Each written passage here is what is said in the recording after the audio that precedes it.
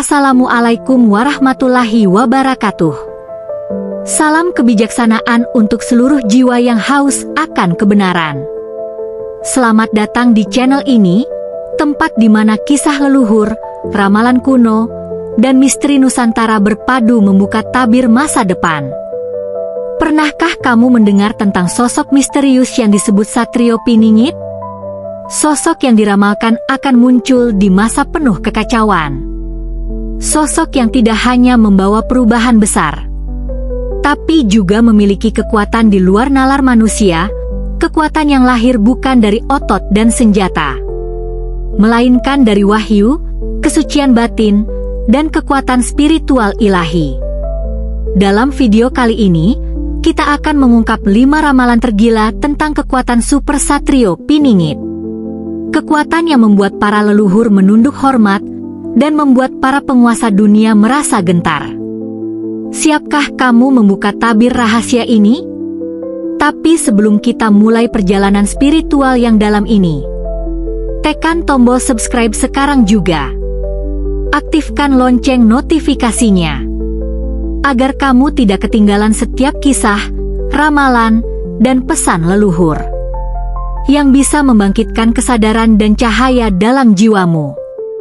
Karena di channel ini, kita tidak hanya mendengarkan cerita, kita menyaksikan kebenaran yang tertulis dalam rahasia semesta.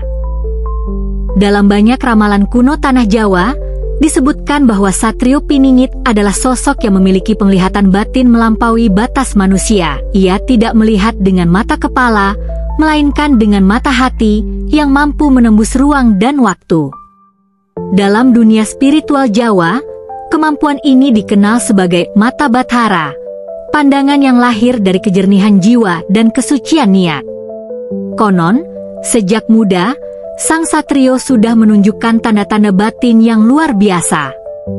Ia bisa merasakan kesedihan seseorang dari kejauhan, mengetahui kejadian yang belum terjadi, dan melihat rahasia masa lalu tanpa pernah diberitahu.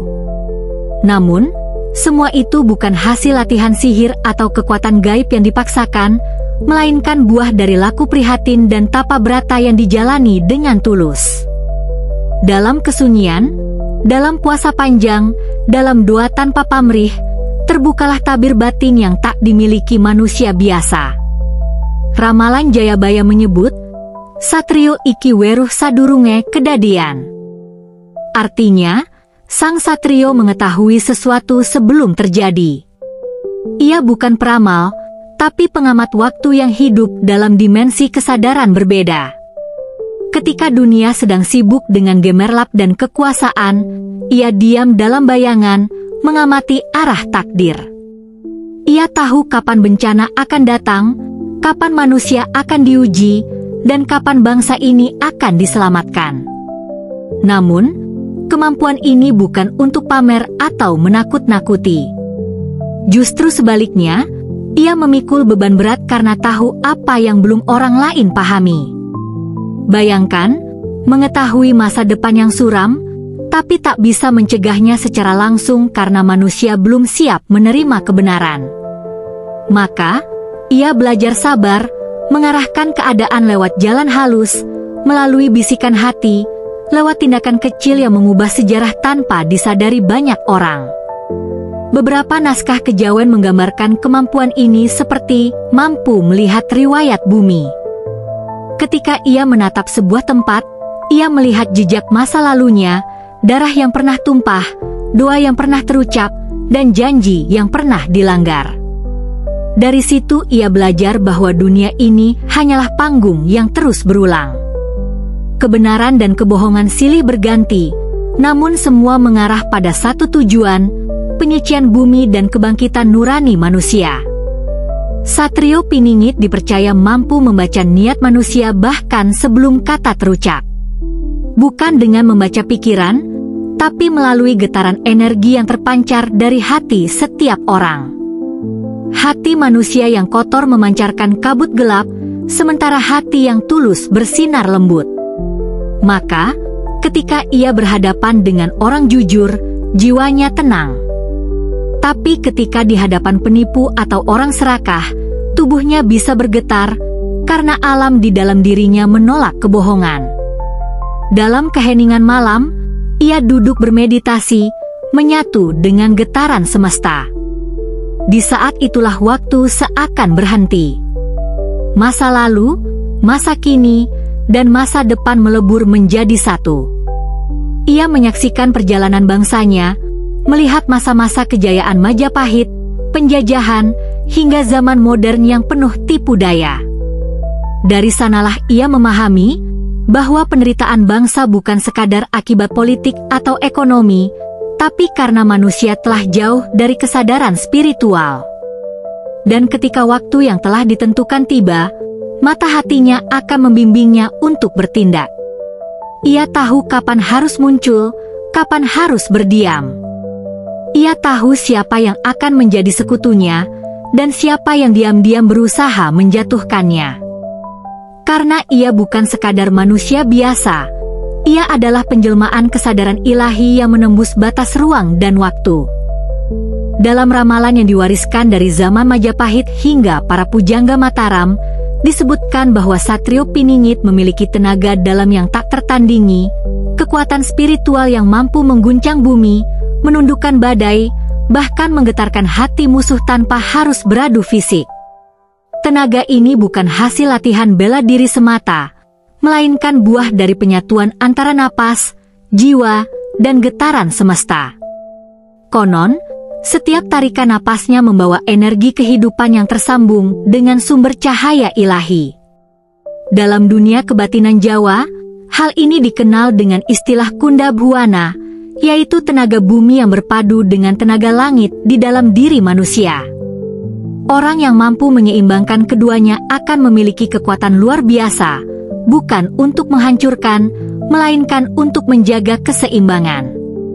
Itulah rahasia kekuatan Satrio Piningit, bukan tenaga untuk menyerang, tapi daya untuk melindungi dan menegakkan kebenaran. Ada kisah yang beredar di kalangan para lelaku spiritual di Gunung Lawu. Mereka menceritakan bahwa suatu malam, ketika badai besar melanda puncak gunung, seorang pertapa muda duduk bermeditasi di tengah hujan petir.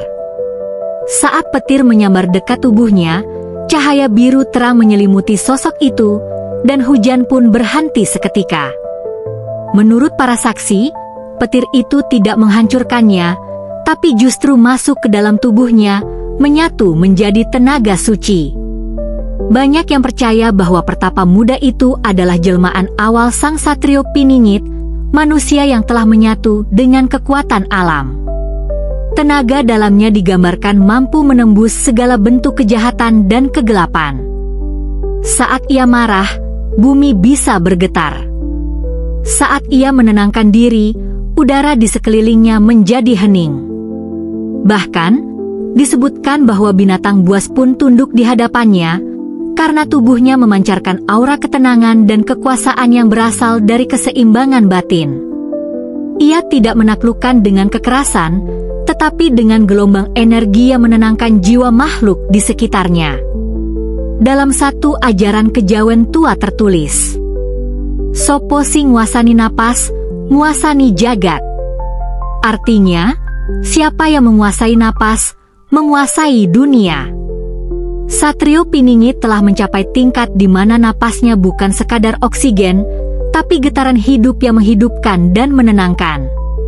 Ketika ia menarik napas, ia menyerap energi semesta. Ketika ia menghembuskannya, ia menebarkan keseimbangan dan kedamaian. Kekuatan inilah yang membuatnya mampu menyembuhkan orang tanpa sentuhan, menyalurkan daya kehidupan hanya lewat doa dan niat yang tulus. Namun, kekuatan sebesar itu juga menjadi ujian berat. Sebab, tenaga yang salah arah bisa menjadi bencana. Itulah sebabnya Satrio Piningit harus melalui berbagai ujian batin, lapar, kesepian, pengkhianatan, dan penderitaan agar hatinya benar-benar jernih. Ia harus belajar menahan amarah, sebab sekali ia melepaskannya, alam bisa ikut bergejolak. Maka, ia memilih diam dalam kedamaian, meski memiliki kekuatan sekuat petir.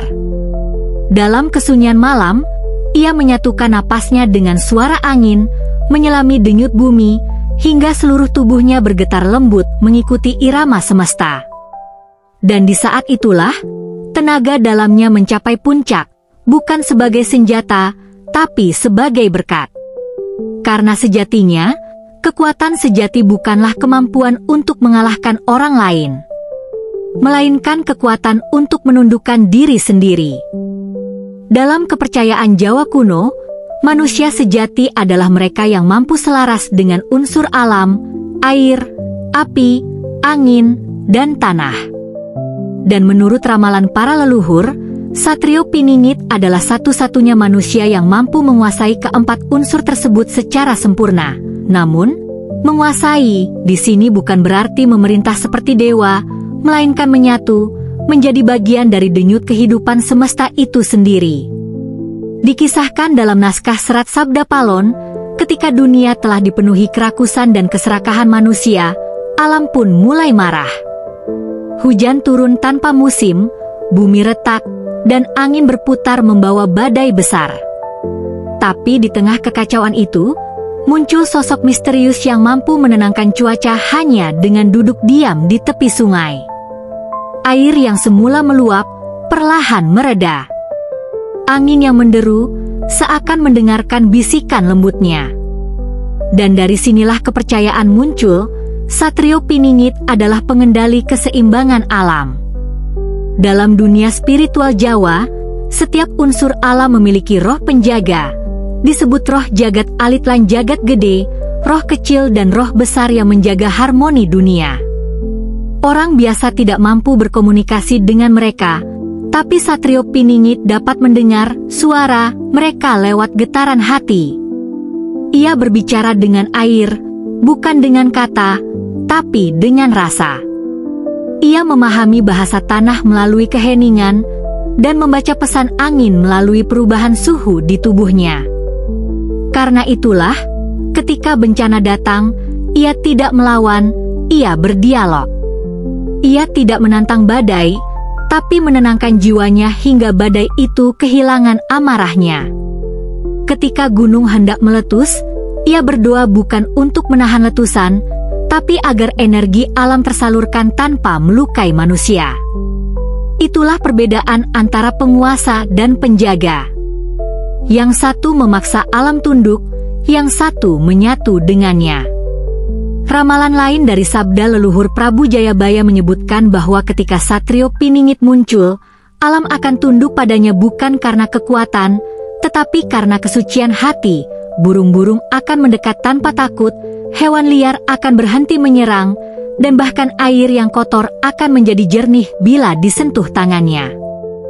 Hal ini melambangkan keseimbangan sempurna antara tubuh, jiwa, dan unsur bumi. Di beberapa tradisi kebatinan, kemampuan semacam ini disebut manunggaling kaula lan Gusti, kesatuan antara manusia dan Sang Pencipta. Hanya mereka yang hatinya benar-benar bersih, yang niatnya bukan untuk kuasa melainkan pengabdian, yang bisa mencapai tingkatan ini. Maka dari itu, kekuatan Satrio Piningit tidak lahir dari mantra, bukan dari ilmu hitam, melainkan dari laku spiritual yang panjang, dari kesabaran dan kasih terhadap semua makhluk ciptaan. Kehadirannya dipercaya akan menjadi penyeimbang bumi.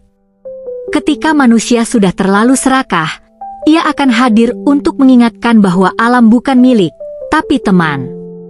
Bahwa air, tanah, api, dan angin bukan benda mati, melainkan bagian dari jiwa yang sama, jiwa semesta. Satrio Piningit tidak datang untuk menaklukkan dunia, tetapi untuk mengembalikan harmoni antara manusia dan alam. Dan ketika keseimbangan itu tercapai, bumi akan kembali tenang. Langit kembali biru, dan kehidupan berjalan sebagaimana mestinya. Dalam keselarasan, kedamaian, dan kesucian hati. Di antara semua kemampuan mistik yang disebutkan dalam ramalan Nusantara, kemampuan menghilang Satrio Piningit adalah yang paling banyak diceritakan, namun juga paling disalahpahami. Banyak orang mengira ia bisa benar-benar lenyap secara fisik, tak terlihat oleh mata manusia. Namun, para ahli kebatinan Jawa menjelaskan bahwa yang dimaksud dengan menghilang bukanlah sihir, melainkan kemampuan menyamarkan diri dari kesadaran dunia. Satrio Piningit bukan menghilang karena tubuhnya lenyap, tetapi karena energinya menyatu dengan lingkungan. Ia mampu menurunkan getaran spiritualnya hingga menjadi satu dengan alam di sekitarnya, pepohonan, angin, tanah, dan bayangan. Saat seseorang mencoba melihatnya, kesadarannya seperti dialihkan, matanya tertutup oleh kekuatan gaib yang lembut. Inilah mengapa disebut Piningit, yang berarti tersembunyi.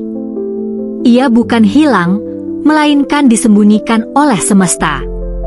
Dalam ajaran ilmu sirna, seseorang bisa menghilang dari pandangan ketika hatinya bebas dari rasa takut, ambisi, dan keserakahan.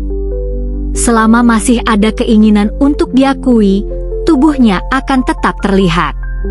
Tapi bila seseorang telah mencapai tingkat keikhlasan total, ia dapat meniadakan keberadaannya di hadapan kesadaran orang lain. Satrio Piningit telah mencapai titik itu. Ia bisa berada di tengah keramaian tanpa seorang pun menyadari kehadirannya. Beberapa kisah mistik di tanah Jawa menyebutkan bahwa di masa-masa genting, Satrio Piningit pernah muncul menolong rakyat tanpa dikenali. Ia berjalan di antara orang-orang kelaparan, memberi makan, memberi petunjuk, lalu lenyap begitu saja. Setelah itu, mereka hanya menemukan jejak kaki di tanah basah yang memudar oleh angin. Banyak yang menyebut, ia datang seperti angin, pergi seperti bayangan. Kemampuan ini bukan untuk pamer kesaktian, tapi sebagai cara menjaga diri dari bahaya dan menjaga keseimbangan takdir. Karena bila ia dikenal sebelum waktunya, dunia bisa terguncang oleh perdebatan, ketakutan, dan penyalahgunaan kepercayaan. Oleh sebab itu, semesta sendiri melindunginya dengan cara yang tak bisa dijelaskan logika manusia. Dalam filsafat Jawa, ada istilah hilang tanpa wujud, ana tanpa rupa. Artinya, hilang tanpa lenyap, ada tanpa tampak. Inilah hakikat dari keberadaan Satrio Piningit. Ia tidak terlihat oleh mata dunia, tetapi keberadaannya nyata di alam spiritual. Ketika seseorang yang memiliki batin suci berdoa atau bermeditasi, mereka bisa merasakan kehadirannya, seperti angin lembut yang menenangkan hati, seperti cahaya halus yang menyentuh jiwa. Satrio Piningit tidak butuh sorotan, tidak butuh pengakuan. Justru ketidakterlihatannya adalah bentuk kekuatannya. Ia berjalan di dunia tanpa meninggalkan jejak, namun pengaruhnya terasa dalam hati banyak orang. Ia hadir dalam kesunyian, memberi inspirasi kepada mereka yang mencari kebenaran sejati. Ketika waktu telah tiba, ia akan menampakkan diri bukan melalui tubuh, melainkan melalui kesadaran kolektif manusia yang telah siap menerima cahaya kebenaran. Karena sejatinya, yang menghilang bukanlah dirinya, tetapi ego duniawi yang membuat manusia buta terhadap kebenaran. Dari semua ramalan mengenai Satrio Piningit, kekuatan paling agung dan paling ditakuti oleh kekuatan gelap bukanlah tenaga dalam, bukan pula kemampuan gaib, melainkan cahaya wahyu yang terpancar dari dalam jiwanya. Cahaya ini disebut dalam naskah kuno sebagai nur sejati atau wahyu langit, sinar spiritual yang turun langsung dari sumber ilahi. Bukan cahaya yang terlihat oleh mata, melainkan getaran yang dirasakan oleh hati dan mengguncang seluruh kesadaran manusia di sekitarnya. Ramalan Jayabaya menulis, Satrio Siningit Kang Wuspinanhita, Wuspinaringan Wahyu. Artinya, Satrio yang tersembunyi itu adalah pemimpin yang telah menerima wahyu Tuhan. Ketika cahaya wahyu itu turun, ia tidak akan lagi menjadi manusia biasa, karena di dalam dirinya, kebenaran dan kebijaksanaan ilahi akan bersemayam. Semua kata-katanya akan menembus hati, semua tindakannya membawa perubahan, dan semua kehadirannya menyalakan semangat bagi jiwa-jiwa yang padam. Konon, di masa gelap, ketika dunia dipenuhi kebohongan, manusia saling menipu demi kekuasaan dan harta, Satrio Piningit akan muncul membawa cahaya yang tidak bisa dipadamkan. Ia tidak datang dengan pedang, tapi dengan tutur lembut yang mengguncang hati. Ia tidak berperang di medan fisik, tapi di medan kesadaran, melawan ketamakan, keserakahan, dan kebodohan manusia. Dan satu demi satu, jiwa-jiwa yang mendengar kebenaran darinya akan terbangun dari tidur panjangnya. Cahaya wahyu ini digambarkan seperti matahari rohani yang bersinar di tengah malam kelam. Ketika ia berdoa, langit seakan ikut bergetar. Ketika ia menatap seseorang, seolah seluruh keburukan dalam hati orang itu terbakar menjadi abu. Bukan karena kutukan, tapi karena pancaran kasih ilahi yang murni. Siapapun yang dekat dengannya akan merasakan damai, dan siapapun yang menyimpan kebencian akan merasa jiwanya gelisah. Namun, kekuatan sebesar itu juga mengundang ujian yang besar. Banyak yang akan menolak cahaya itu karena silau, banyak yang akan mencibir karena tak memahami. Tapi sebagaimana matahari tidak marah pada kegelapan, Satrio Piningit pun tidak akan membalas dengan kebencian. Ia tahu, setiap manusia memiliki waktunya sendiri untuk melihat cahaya. Para leluhur percaya, ketika cahaya wahyu itu muncul, bangsa ini akan mengalami kebangkitan rohani. Bukan kebangkitan politik, bukan pula kemenangan materi, tapi kesadaran baru bahwa manusia bukan sekadar tubuh dan pikiran, melainkan makhluk yang membawa percikan cahaya Tuhan. Dari kesadaran itulah muncul pemimpin sejati, rakyat yang sadar, dan negeri yang kembali diberkati. Cahaya wahyu Satrio Piningit bukanlah miliknya pribadi. Ia hanya wadah, seperti lentera yang membawa api suci agar tidak padam di tengah badai zaman. Ketika waktunya tiba, cahaya itu akan menyebar ke seluruh penjuru bumi, menembus batas agama, ras, dan bangsa. Semua yang gelap akan terbakar, semua yang palsu akan runtuh, dan hanya kebenaran sejati yang akan berdiri tegak. Dan pada saat itu, dunia akan tahu bahwa Satrio Piningit bukan sekadar manusia pilihan, melainkan simbol kebangkitan kesadaran ilahi umat manusia.